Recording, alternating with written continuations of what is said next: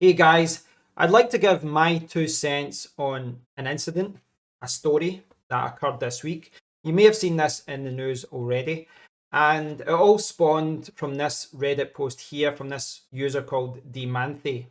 So the story is that this person had a Switch 2 and they bought four original Nintendo Switch games, the Switch 1. So they bought four Switch 1 games from Facebook Marketplace and they put those games into their Switch 2 to get updates, to get patches, etc. And they were banned. Their console was banned. Now, they have said if you get banned, contact Nintendo, talk to a human. It's fast and painless, so much easier than getting support from Microsoft or Sony. I have spoke to Microsoft and Sony before about issues, and they were terrible. But yes, this is a bad thing. This should not have happened, and it's quite worrying that it did happen. So this has been a big story, and I've seen websites such as Tom's Hardware here cover it. They say Nintendo banned Switch 2 owner after they played used Switch 1 games. Decision eventually reversed after proving innocence, but they shouldn't have to prove their innocence in the first place. So, firstly, I have to say this is not a unique type of story. If you go back, years, there's many stories of people who have bought used Xbox and PlayStations, etc. And they've bought a console and then they've bought it from someone who perhaps was hacking or using it for piracy, etc. And then their account, their profile was banned. I think this story is worse. I think this incident is worse because the person here did not buy a used video game console. They simply bought used video games. They bought game cards. They bought the actual cards. And that's worse because their console has been bought legally. They've bought the cards legally, not from a store, but we buy the games. We are legally allowed to trade them amongst ourselves, and they've bought them legally. They've bought them legally and put them in their console, and they've had their whole console banned, and that is worrying. Now, Nintendo have been in the news this year because they've been trying this game cart thing where you buy a cart that gives you the right to own a game, which is kind of this weird in the middle between between digital downloads and hardware purchases, which is obviously divided opinion. But I think this is worse. I think this is a major misstep by Nintendo. Now, I do agree that Nintendo are they obviously have to tackle piracy if that affects their IP, their property, and it must be a big issue for them to try and do that.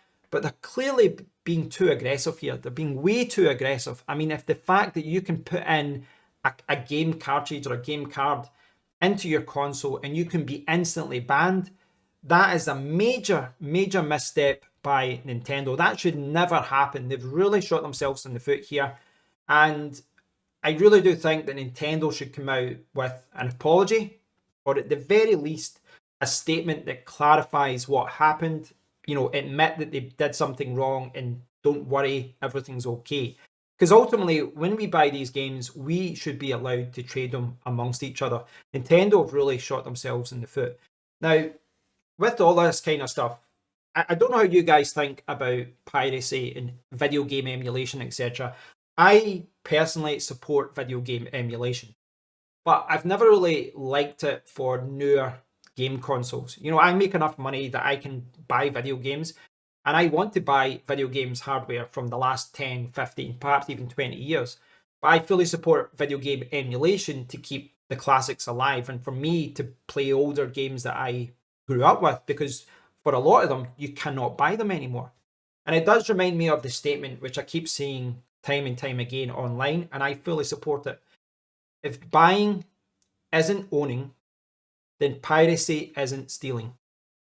And I fully support that statement because we're in a world now where you can buy a movie from Apple TV or Amazon, or you can download a game, etc., and you don't own it. Later on, they can just take it away. And I've seen that myself. I bought, for example, I think it was at Drive Club and a few other video games for the PlayStation 4, like driving games. And because their copyright ran out for music and songs, etc., they just removed the game, and you can't download it, etc. So there's a lot of instances like that where you've bought the game and you should be able to own it, but you don't. You're effectively leasing it, you're renting it for a short period, and they can take it away. And I don't like that type of situation. That's maybe a different argument, it's a different thing to discuss, but I don't like how aggressive Nintendo are doing this. I really don't. I want to support Nintendo. I want to buy games legally from them. I want to buy games, you know, from their Nintendo store, from retailers. But I also want to be able to go onto eBay and go into Facebook Marketplace and buy old Switch One games. It's my right to do so. It's your right to do so as well. So yeah, I just think this is a major own goal by Nintendo. They've messed up, and I hope they come out and kind of clarify that and just admit defeat here. I understand, all these companies have the right to try and fight piracy, but I just don't like the fact that you can spend so much money on a video game console and they can ban you. And yes, that person was quite kind about it. They said just phone Nintendo. But what if this happens at the weekend? You've worked all week and you've only got a few days to play video games, and you can't play on your expensive video game console because you legally bought a video game. It just doesn't sit right with me. So anyway, I'd love to hear your thoughts on it. I'll leave links to those, to the Reddit page and the article so that you can read more about it yourself. Please do post a comment down below. Let me know what you think about it all. If you enjoyed the video, thumbs up, subscribe, and until next time, take care.